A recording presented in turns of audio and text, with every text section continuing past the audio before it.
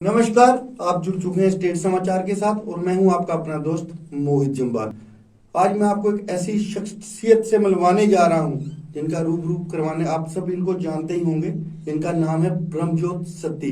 तो आइए इनसे जानते हैं किस तरह से इनका राजनीतिक जीवन शुरू हुआ। पहले ये बीजेपी युवा मोर्चा में थे, आज ये ओबीसी मोर्चा के प्रेसिडेंट है। सर बहुत बहुत स्वागत है आपका स्टेट समाचार में। बहुत बहुत धन्यवाद मोहित जी। मैं आपका और आपकी स्टेट समाचार का बहुत दिल से आभार प्रकट करता हूं कि जैसे कि हमारे जो कार्य होते हैं प्रतिदिन, वो जो है सामाजिक हो, चाहे राजनीतिक हो, चाहे किसी विषय से जुड़े हों, आप उन्हें लोगों तक पहुंचाने के लिए आपका बहुत बड़ा सहयोग रहता है स्टेट समाचार का। मैं इसलिए आप सबका बहुत धन्यवाद। सर जिस तरह से आप पहले बीजेपी के युवा मोर्चा में थे, उस समय आपकी कार्य जो भी कार्यकाल थे, उसके बाद आपको एक सब देखकर एक ओबीसी मोर्चा का प्रेसिडेंट बनाया गया। अब ओबीसी मोर्चा की क्या कार्य प्रणाली है, किस तरह से आप उसको आगे चला रहे हैं?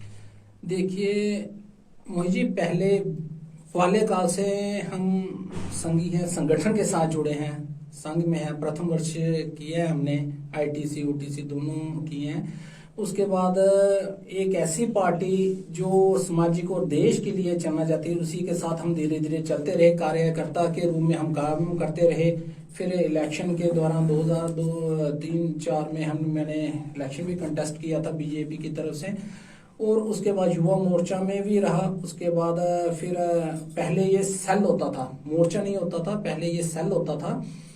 फिर सेल में मैं 2 बार को कन्वीनर रहा। उसके बाद जब मोदी जी आए तो उसके बाद फिर इसको मोर्चे में बनाया गया। मोर्चे से मेरे से पहले 2 अध्यक्ष रहे हैं। एक पहले मुरारी लाल जी थे और दूसरे रिशपाल वर्मा जी थे। एक बात टोकूंगा, जिस तरह से पहले ओबीसी मोर्चा की नजर नहीं आता, जिस तरह आपने कहा कि ये मोर्चा था, पहले ये मोर्चा बना, उसमें ओबीसी मोर्चा का कोई कार्य दिखाई नहीं देता था। जब से आपने कमान संभाला है, रोजाना कोई ना कोई कार्य हो रहा है, इसके पीछे सर बताइए।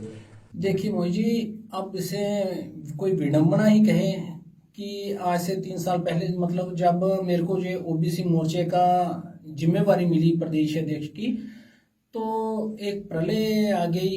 आनी तो नहीं चाहिए थी, पर शायद भगवान को यही मंजूर था। और उसमें ओबीसी मोर्चा को उभरने का मुझे एक मौका मिला, क्योंकि कोरोना में लॉकडाउन के दौरान जो लोग रह गए थे, प्रवासी थे, या कुछ गरीब लोग थे, जो दिहाड़ीदार लोग थे, उन तक जो हमारे जम्मू में जो प्रदेश बीजेपी है, हमारे अध्यक्ष अरविंद रैना जी, और केंद्र में मोदी सरकार थी, उनके निर्देश पर कि हर घर तक, हर थाली तक वो राशन पहुंचना चाहिए। बस उसी कार्य से हमारा ये ओबीसी मोर्चा शुरू हुआ और लगातार हम सामाजिक काम करते रहे।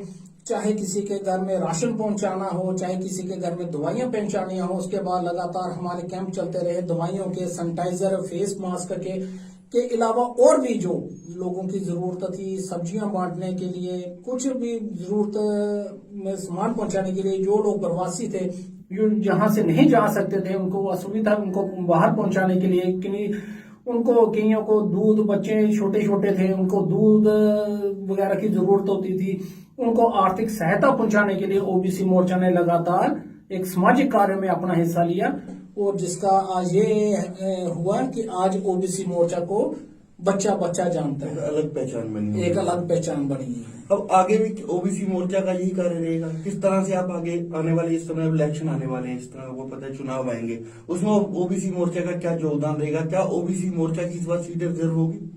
देखिए मोहित जी, जो हमारी पार्टी है भारतीय जनता पार्टी जी, हम इसे पार्टी ना मानकर एक जैसे सामाजिक संगठन होते हैं, हमें भी उसी से निकले हैं। और भारतीय जनता पार्टी की अगर आप विचारधारा देखें तो हमेशा समाज के साथ, पहले अगर इनका पहला नारा ही है फर्स्ट नेशन, हम पहले सबसे पहले अपने देश को, अपने देश की जनता को देखते हैं कि कभी किसी को कोई दुख तकलीफ या कुछ ऐसा ना हो, हम उनको आगे लेकर चलते हैं।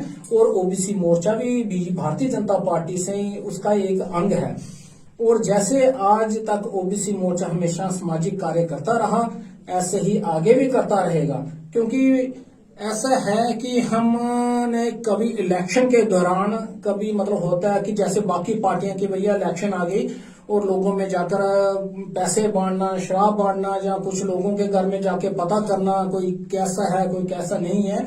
इसके अलावा हम तो भी लगातार लोगों के घर जाते हैं, संपर्क करते हैं, किसी का दुख तकलीफ हो उसको समझने की कोशिश करते हैं और आगे भी ऐसा ही चलता रहेगा। और मुझे लगता है कि जैसे कोविड के दौरान कुछ ऐसे परिवार थे, हमने ऐसा किया था कि कुछ ऐसे 60 से ज्यादा परिवार थे जिनको ओबीसी मोर्चा ने गोद लिया था, उनको 3 समय का खाना पहुंचाना, उनके घर में दवाई पहुंचानी, उनके घर में फल फ्रूट पहुंचाना, जिनको ओबीसी मोर्चा ने अपने गोद लिया था। इसके अलावा कुछ और भी कार्य हों, जैसे कि कोई ब्लड डोनेशन का काम हो तो भी ओबीसी मोर्चा बढ़ चढ़कर हिस्सा लेता है।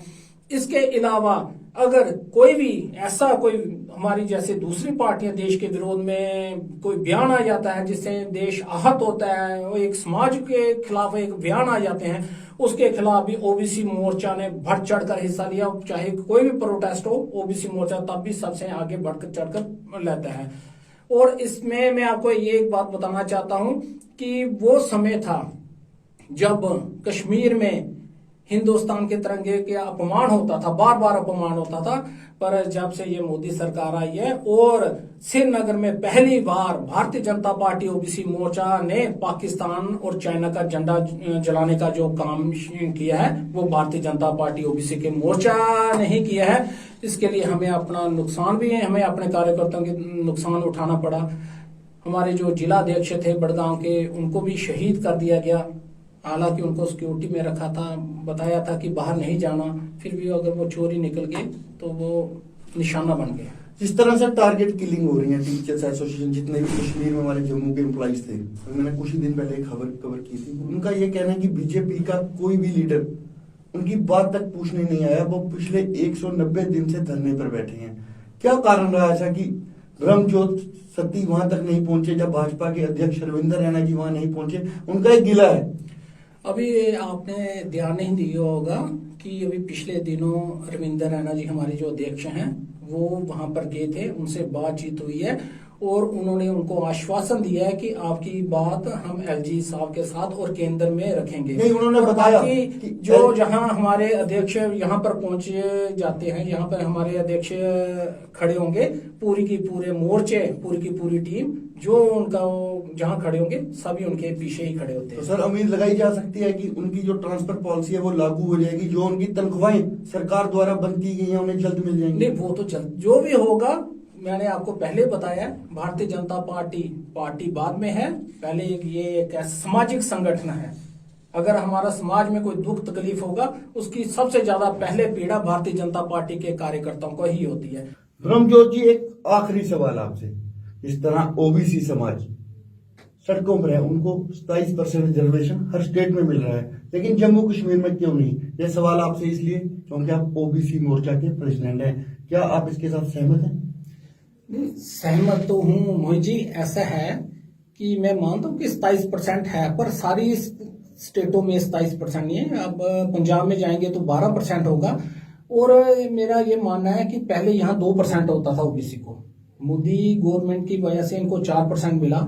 यहाँ पर नीड, नवोदय विद्यालय, सैनिक स्कूल और केंद्रीय विद्यालयों में 27% का जो आरक्षण मिला वो मोदी सरकार की तरफ से मिला। अगर आप कोई डॉक्टर बनेगा तो 1 लाख बच्चा बनेगा, उसमें से 27,000 बच्चे ओबीसी समाज के बनेंगे। ठीक है, अगर कुछ लोग संगठन प्रदर्शन कर रहे हैं जो कुछ है, मैं तो उनसे सहमत नहीं हूं। सहमत इसलिए नहीं हूं कि अगर आप कांग्रेस के समय से आप कांग्रेस को भी गालियां निकालते थे, एनसी को भी गालियां निकालते थे, सबको अगर आप निकालते थे, भाजपा को एक उम्मीद थी, लोगों को उम्मीद है और आधी उम्मीद तो भाजपा ने पूरी कर दी है। यहाँ 27% कोटा नहीं था, वहां पे उन्होंने रखा है।